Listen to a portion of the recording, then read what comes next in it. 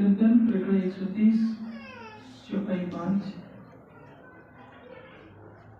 ढोरी राम वही ने छूटे रे, करम आपरा रे, मेराज कहे एन किधा छे खड़ा रे, किधा छे खड़ा रे।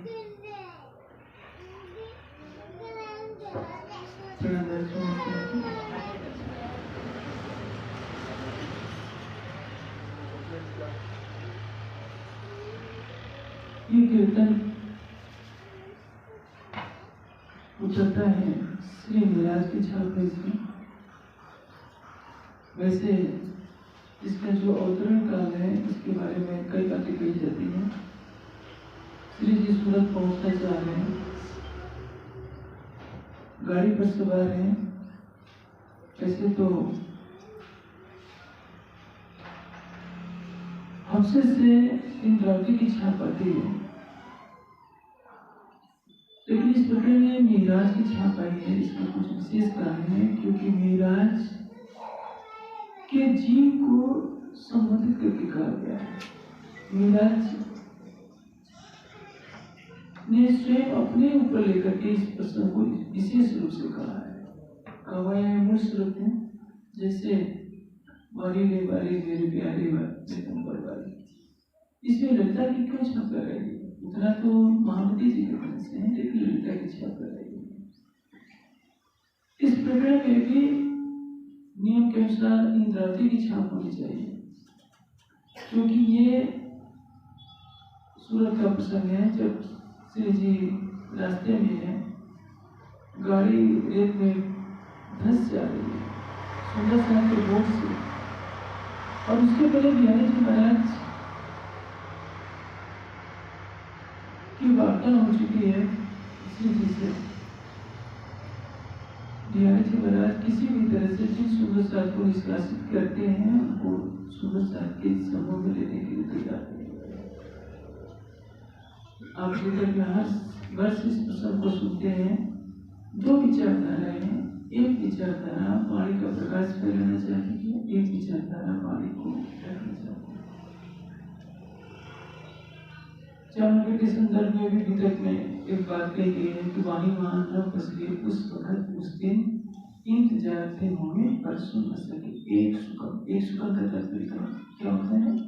हमसे में जो वाणी करती है उसकी एक भी बात सुंदर का जो कलश की वाणी उतरी थी, तो बिहारी जी ने कहा था कि कलश नहीं, ये कलश है। जो वाणी को ढकने वाली विचारधारा है उसके लक्ष्य में केवल धन होता है, प्रतिष्ठा होती है, पद को प्राप्त करना होता है। उस विचारधारा को किसी के आत्मकल्याण से या अपने भी आत्मकल्याण से या आध्यात्मिक चेतना के जागृत होने से कोई लेना देना नहीं है। लेकिन वह वर्ग भी अपने ऊपर अध्यात्म का चूल्हा खोल करके चलता है कि मेरे जैसा कोई अध्यात्मवादी नहीं। यह प्रक्रिया शिष्ट के प्रारंभ से चल रही है, आज भी चलती रहेगी।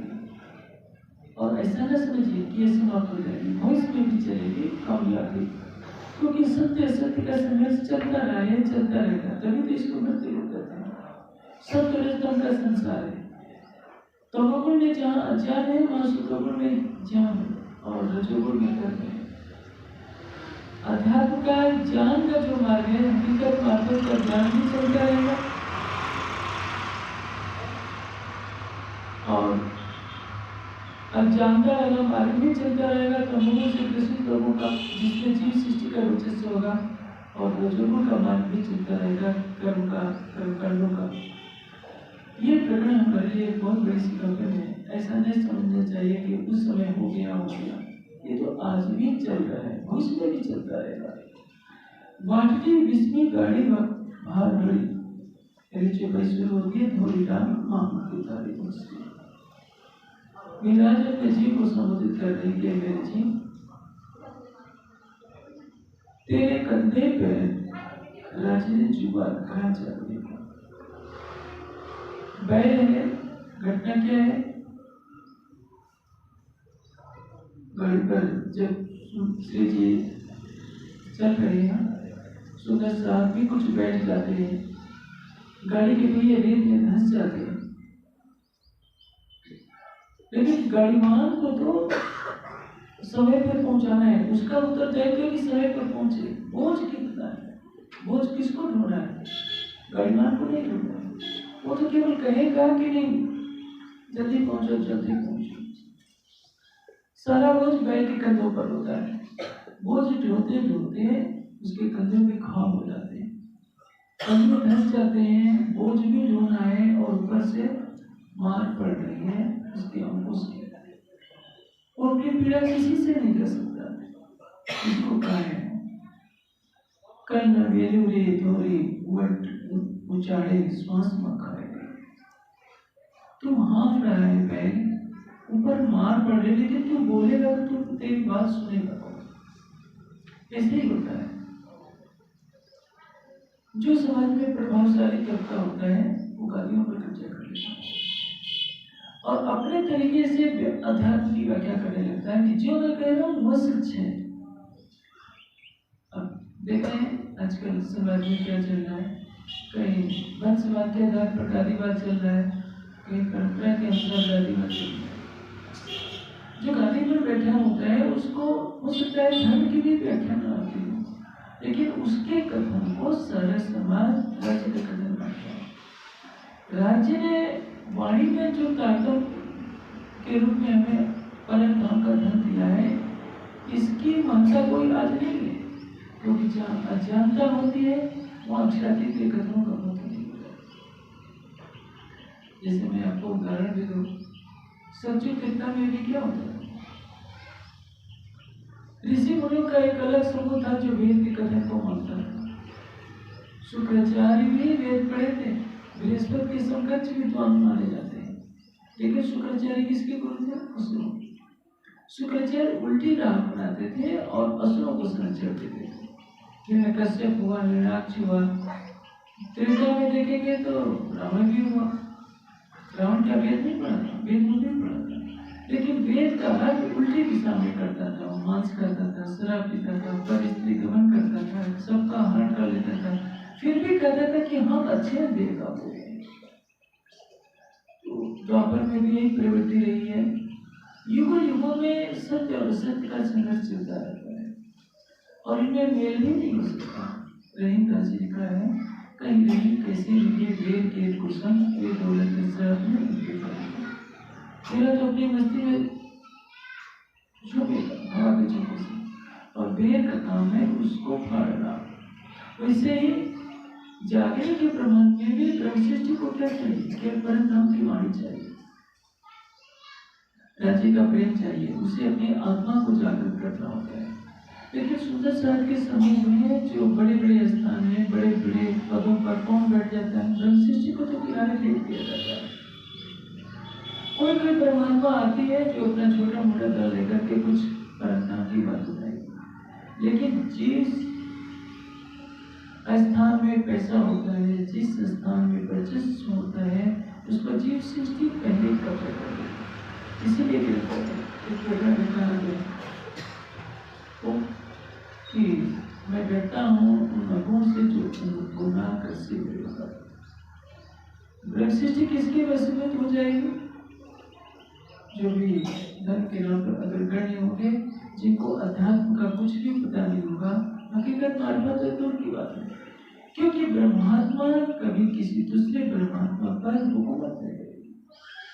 साफ देश स्वागनी कबूल दिखाएगी। बिहारी जी महाराज के अंदर भी है तो परम धाम की ब्रह्म सृष्टि, लेकिन उनको परम धाम का ज्ञान नहीं होता है। इसके बारे में कहा गया कि बिना तारतम्य ज्ञान के कोई भी परमात्मा स्वयं को जागृत नहीं कर सकता। ज्ञानी तो सत्य को दर्शाता है, और परम धाम की आत्मा सत्य को जानकर ईमान पर खड़ी होती है। ईमान के द्वारा विरह आता है, ईमान के द्वारा समर्पण आता है। विरह जब प्रेम में प्रस्फुटित होता है तो समर्पण और प्रेम के भरोसे परम धाम की आत्मा अपने धाम में लक्ष्य से सीखते कि बल स्वरूप की छत को बसाती है और इसको करते ही जाते हैं। लेकिन जब तक परम धाम की आत्माओं के द्वारा जागरण का लक्ष्य पूरा नहीं होता, अपने धाम हृदय में धनी की शोभा को नहीं बसाई जाती, तब तक वो आत्मा इसी दिशा में प्रगतिशील रहती है। अब इस पूरे प्रकरण के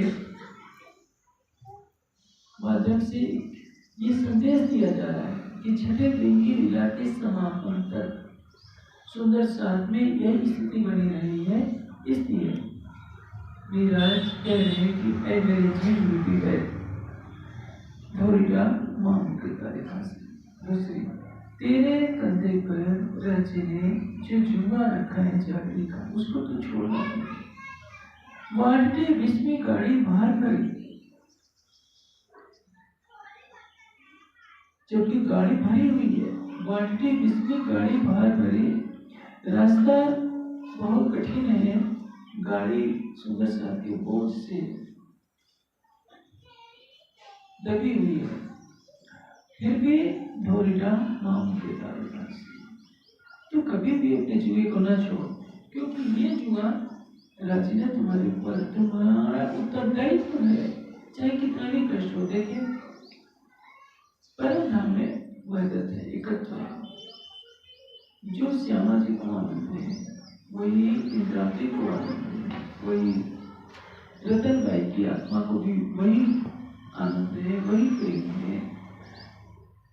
सकुमार की आत्मा के भी अंदर उतना ही प्रेम है, उतना ही सौंदर्य, सबके भाव एक है, क्योंकि एकत्व है। पशु पक्षियों में सबके प्रारब्ध है। यहाँ आने पर सबके जीव के स्वभाव अलग अलग है। कोई जीव रजोगुण से ग्रसित है, कोई तमोगुण से ग्रसित है, कोई सतोगुणी जीव। मेराज और देवचंद जी का जीव क्या है? कलाग्राम असाध्य महायोग बना देता है। मरु और देवाती का जीव प्रवाह से सिद्धावस्था को प्राप्त हो चुका है। कलाग्राम में हिमालय के अंदर स्थित है, उसमें केवल योगी महापुरुष ही जा सकते हैं, सामान्य व्यक्ति उसमें प्रवेश नहीं कर सकता। यूट्यूब में भी कलाग्राम के बारे में तरह तरह की बातें दी जाती हैं, उसकी महिमा का वर्णन किया जाता है कि वहाँ कोई सामान्य व्यक्ति प्रवेश नहीं कर सकता। बिहारी जी का जीव इसका उल्टा है। बिहारी जी के जीव के बारे में आप देखेंगे, देवचंद जी के सुपुत्र हैं। देवचंद जी के अंदर श्यामा जी की आत्मा है, रतनबाई की आत्मा है बिहारी जी के अंदर, लेकिन फिर भी तारतम ज्ञान का प्रकाश न आने पर वो जीव भटक जाता है। आत्मा क्या है? दृष्टा है, कार्य तो जीव को करना है। इसे जब तक जीव जागृत नहीं होता तब तक आत्मा भी कुछ नहीं कर सकती। जैसे हम चित्रनी पढ़ते हैं, चित्रनी करते हैं या वाणी पढ़ते हैं, तो इसमें पहली भूमिका किसकी होती है? जीव की होती है। आत्मा का कार्य है दृष्टा भाव से केवल देखते रहना कि जीव कैसा करते हैं, जीव कैसा करते हैं। यदि जीव का हृदय निर्मल है, यदि जीव का हृदय कोमल है, यदि जीव सेवा में लग गया, भक्ति भाव में लग गया, समर्पण में लग गया, तो क्या करेगा? वो राजी के रास्ते पर चलता है, स्वयं को अपना मानकर। इसलिए महामंत्री जी ने कहा है, मेरे जीव से हुआ गिरे तो क्यों न करे तुम। जीव को पहले स्वामी बनना पड़ेगा। और जीव यदि विरह में, प्रेम में, श्रद्धा में, समर्पण में पीछे रह गया तो आत्मा को उसका परिणाम भुगतना पड़ता है कि उसकी आत्मा जागृत नहीं हो पाती। एक ही समय में छत्रसाल जी है, एक ही समय में औरंगजेब भी है। छत्रसाल जी के अंदर शकुंतल की आत्मा है, औरंगजेब के अंदर सकुमार की आत्मा है, लेकिन दोनों का स्वभाव एक दूसरे से उल्टा है। शकुंतल की आत्मा को शोभा मिलती है, सकुमार की आत्मा को धिक्कार मिलती है, क्योंकि औरंगजेब का जो गुना है उसका दोष सकुमार किसी पर मत दिया जाता है। लालदास जी अपना जीवन समर्पित करते हैं, लालदास जी का जीव निर्मल है तो आसमाई को शोभा मिलती है। छत्रसाल जी अपना जीवन तन्मय जी निछावर कर देते हैं तो शकुंतल की आत्मा को शोभा मिलती है। यही बिहारी जी और मीराज के देखा जाता है। मीराज में मनु राजा का जीव है जो पहले से सिद्ध पुरुष है। बिहारी जी अपने विकारों को दूर नहीं कर पाए हैं तो क्या कर चाहते हैं कि मैं मीराज की हत्या करवा दूं। कमारिया के राजा को उकसा देते हैं कि मीराज को पकड़ लो और तुम अपना बदला ले लो। और एक तरफ मीराज का जीव है, सब सुंदर साथ की रक्षा के लिए प्राण स्वयं फांसी पर चढ़ने के लिए तैयार हो जाते हैं। सारा सब सुंदर साथ का कष्ट भी अपने ऊपर लेते हैं। कांजी भाई स्वयं उस कष्ट को अपने ऊपर ले लेते हैं और मिराज को वहां के कारागार से निकाल देते हैं। कहने का से क्या है, जो जीव निर्मल होगा, वाणी के प्रकाश को ग्रहण करेगा, अपना भाव लेकर धनी को रिझाने का प्रयास करेगा, तभी उसकी आत्मा जागृत होती है। यदि जीव क्रूर है, क्रूर स्वभाव का है, यदि जीव जागने के प्रति से उत्सुक नहीं है, तो आत्मा भी कुछ नहीं कर सकती, क्योंकि आत्मा तो दृष्टा है। जैसे एक अंधा है, एक लंगड़ा है। अंधा व्यक्ति चल तो सकता है लेकिन देख नहीं सकता, और जो लंगड़ा है वो है आत्मा। तो आत्मा जीव के कंधे पर बैठी है, अंधा लंगड़ा व्यक्ति अंधे के कंधे पर बैठा है और रास्ता बताता चले कि इधर चलो, इधर खाई है, इधर कुआं है, इधर कांटा है। तो क्या होगा, चलने वाले को तो बस चलना है। उसी तरह से जीव क्या है, अंधा है, लेकिन उसके पैर मजबूत है। पैर मजबूत होने के तात्पर्य साधना उसी को करनी है, वाणी उसी को पढ़नी है, सेवा उसी को करनी है, समर्पण उसी को करनी है, आत्मा को नहीं। आत्मा तो बस रास्ता बताएगी। मूल समर्पण के कारण आत्मा में प्रेरणा पैदा होगी। पर आत्मा के अंतस्करण जेते भीतर बात तेते इन अंगातम के करते साक्षात। परात्म में जो भावना आती है, वही भावना जीव के अंदर आती है, और राज्य की प्रेरणा से परात्म में वही भावना आती है और जीव उसके अनुसार कार्य करता है। जैसे मूल स्वरूप ने लिया कि साकुमार को खलनायक की भूमिका अदा करनी है, तो साकुमार की आत्मा और विजय को जीव पर बैठ जाती है। छत्रसाल जी को शोभा दी जाती है, छत्रसाल जी का जीव भी निर्मल है, सब दोनों परम धाम की दोनों आत्माएं निर्मल ही है। यह सोचिए कि सबकी आत्मा में बराबर गुण होता है। ऐसा नहीं कि क्यों नौरंग बाई को व्यक्ति आता है और सब खाली बैठे रहते हैं। नौरंग बाई में जो क्षमता है वही साकुमार है, बेटी है, वही साकुंडल का भी है। परम धाम में किसी का गुण किसी से कम या अधिक नहीं है, सभी बराबर है। इश्क में ईमान की तो वहाँ बात ही नहीं होती, ईमान यहाँ पर बात होती है। जहाँ बेईमानी होती है वही ईमान होता है। परम धाम में तो एक ही राज्य का सारा स्वरूप है, इसलिए परम धाम में केवल प्रेम की लीला है, आनंद की लीला है, सौंदर्य है, सबका सौंदर्य बराबर है, सबका आनंद बराबर है, सबके दिल की भावना बराबर है। इसलिए परम धाम में चाहे इंद्रावती हो, चाहे रतनबाई हो, चाहे शाकुंतल हो, चाहे साकुमार हो, सब एक जैसे हैं। यहाँ जीवों के स्वभाव अलग अलग हैं, इसलिए सभी अपने अपने स्वभाव के अनुसार यहाँ कार्य कर रहे हैं। जिस जीव का स्वभाव अच्छा होता है उसको शोभा मिलती है, जिस जीव का स्वभाव गलत होता है वो वाणी के प्रकाश को ग्रहण नहीं कर पाता, उसकी आत्मा वाणी के प्रकाश से वंचित रह जाती है। आत्मा को अपने स्वरूप का बोध कब होता है? जब जीव मानता है कि मैं आत्मा हूँ, तब आत्मा को लगता है कि मैं भी आत्मा हूँ। जब जीव परम धाम की चितवनी के लिए बैठता है, तब आत्मा को पता चलता है कि हाँ मेरा घर परम धाम है। इसके पहले आत्मा नहीं कुछ जान सकते। क्यों? क्योंकि इंद्रिया किसकी है? शरीर की, जीव की है। शरीर भी जीव का, इंद्रिया भी जीव की। तो जब जीव के अंतःकरण में परम धाम शब्द आएगा तभी तो आत्मा जानेगी। जीव यदि मांस खा रहा है, शराब पी रहा है, तो आत्मा बस देखेगी कि ये मांस ऐसा होता है, शराब ऐसी होती है। जीव दुराचार कर रहा है तो आत्मा जानती देख रही है कि दुराचार ऐसा होता है, वो कर कुछ नहीं सकती। इसलिए जब जीव वाणी का प्रकाश ग्रहण करके चितवनी करता है, तब आत्मा को बोध होता है कि मेरा प्रीतम तो अक्षरतीत है।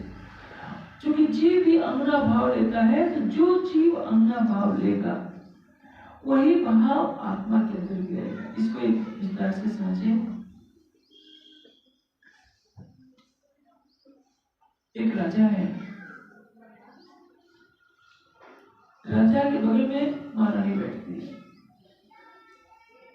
तो महारानी राजा के सुख को कुछ कुछ अपनी दासी को बता सकती है, यार महाराज ने हमसे ये बात की। लेकिन जहाँ सेवा की बात आती है, यदि महारानी स्नान कर रही है तो उसमें राजा की भूमिका नहीं रहेगी। कुछ कपड़े धोने का काम कौन करेगा? जीव करेगा, दासी करेगी। महारानी के लिए गर्म जल लाएगी कौन? दासी लाएगी। तो महारानी का काम केवल स्नान करना है। यदि दासी कपड़े ना लाए, यदि दासी पानी ना लाए तो महारानी चुपचाप खड़ी रहेगी, कहती रहेगी कि मेरे लिए कपड़े लाओ। वही बात है समझने की। जीव जब तक वाणी पढ़ने में लगन नहीं लगाएगा, चिंतन में लगन नहीं लगाएगा, तब तक आत्मा बस टुक टुक की बातें देखती रहेगी कि मेरा क्या होगा, मेरा क्या होगा, क्योंकि वो कर कुछ नहीं सकती। नहीं तो परमधाम की आत्माओं की जागने की बात हो तो सब एक साथ ही जग जाए। चिंतामणि को गादीपति के भाव से हटाना है, लालदास जी व्यवसायी हैं, उद्योगपति हैं, उनको वहां से छुड़ाना है। छत्रसाल जी तलवार चला रहे हैं जी, उनको सब एक साथ संकल्प करते ही जग जाते हैं। लेकिन जैसे मेढक को तराजू पर तोड़ते हैं, एक मेढक को रखेंगे, एक तुरंत का भाग जाता है, उसी तरह से जीव का जो स्वभाव है, जैसे बिहारी जी का स्वभाव मीराज के स्वभाव से उल्टा है, औरंगजेब का स्वभाव छत्रसाल जी के स्वभाव से उल्टा है। परिणाम क्या होता है? इनमें सामंजस्य नहीं होता, क्योंकि ये संसार में लीला दिखानी है। लीला में सच और झूठ दोनों रहते हैं। तभी लीला में मनोरंजकता आती है। राम भी है, रावण भी है, कृष्ण भी है, कंस भी है। उसी तरह से ये प्रसंग है मीराज ने हम सुंदरसाल को धैर्य बताने के लिए कि हम जागने की लीला में चलेंगे तो हमारे साथ ये सारी घटनाएं हुई हैं जो गीतक साहब ने लिखी है। इसीलिए कहा है, धोरिडा आरे मारे रे, आरे तूने गोदे खबोरे। मेरे जीव जो गाड़ीमान है वो क्या कर रहा है? तुझे अंकुश बार बार चुभो रहा है, और एक तो बोझ ढोते ढोते कंधे में घाव हो गए हैं, लेकिन ऊपर से गाड़ीमान कह रहे हैं कि नहीं तू चल तू चल। ये कांस्टेंट, ये अंकुश चुभाने वाला कौन है? बिहारी जी गाड़ी पर बैठ गए हैं। सारे सुंदर साथ वो जगाना भी है, तो गादीपति के रूप में उत्तरदायित्व तो उनका होता है, लेकिन वो करवा किससे रहे? बैल से। बोझ ढोने का काम बैल का है। शोभा किसको मिल रही है? देखो गाड़ीमान कितना अच्छा था, जल्दी से गाड़ी पर पहुंचा दो। शोभा लेगा गाड़ीमान, काम करेगा बैल, कष्ट सहेगा बैल। इसलिए मीराज कह रहे हैं कि मेरे जीव धोल्टा आवाजक थयो रे, मुक्ति न बोलाए। तो गूंगा ही बन गया है और तुझे गूंगा ही रहना पड़ेगा। तो अपनी पीड़ा किसी से नहीं कर सकता। मीराज किससे अपनी पीड़ा करेगा? उन्हें सब सहन करना है, क्योंकि मूल स्वरूप में सतगुरु महाराज के माध्यम से उन्हें उसके ऊपर जागने का उत्तरदायित्व है। गादी पर बैठ गए बिहारी जी। अभी जन समूह में जागृति नहीं है तो बिहारी जी की बात मान रहा है। तब कहते गिरो उधर भाई, और कहते भाई मेरे साथ दही चाहे मसनद नजरिए तुझी बातों मेरे बातें नहीं करते। किसको मिली है? मीराज को। जाहिर करते किसको मिली है? बिहारी जी को। और उस जाहिर गति का दुरुपयोग करते हुए बिहारी जी अपने, क्योंकि उनके पास जनबल है, धनबल है, तो धनबल जिसके पास होता है, संख्या बल जिसके पास होता है, उसकी शक्ति दिखाता है। आज भी वही देखने को मिल रहा है। निजानंद की राह पर चलने वाले कितने हैं? थोड़े से सुंदर से बड़े बड़े स्थानों पर किसका खर्चा है? जिनके पास करोड़ों रुपया आ रहे हैं, एक एक सुंदर करोड़ों रुपया, एक एक करोड़ नहीं कई करोड़ दे रहे हैं। किस लिए? मंदिर बन जाए। वर्चस्व किसका होगा? देखो गादीपति महाराज ने कितना बड़ा मंदिर बना दिया। मीराज के कंधों पर सारा बोझ है कि सबकी आत्मा को जागृत करें। महामती जी की आत्मा अपने जीव को संबोधित कर रही थी। तारे कांधे चांदी में दुखड़ा सहे, मेरे जीव तेरे कंधे पर घाव हो गए, बोझ ढोते, और तू बहुत अधिक कष्ट को सहन कर रहा है। दया रे बिना रे बेटा मार भी पड़ा। लेकिन गणमान तो अपना कार्य करता रहेगा, उसको दया नहीं आएगी और तुझे अंकुश ही मारता रहेगा। बिहारी जी तुम्हें सारे कष्ट देंगे, लेकिन मेरे जी तू चुपचाप चलता चल, चलता चल। मूल स्वरूप के कार्य को करना है। सब सुंदर साथ की सुरता को मूल विराम में पहुंचा, ये तेरे जीवन का लक्ष्य है। और इसमें कितने भी तुझे घाव सहने पड़े, कितने भी कष्ट झेलने पड़े, तुझे लक्ष्य तक पहुंचना है।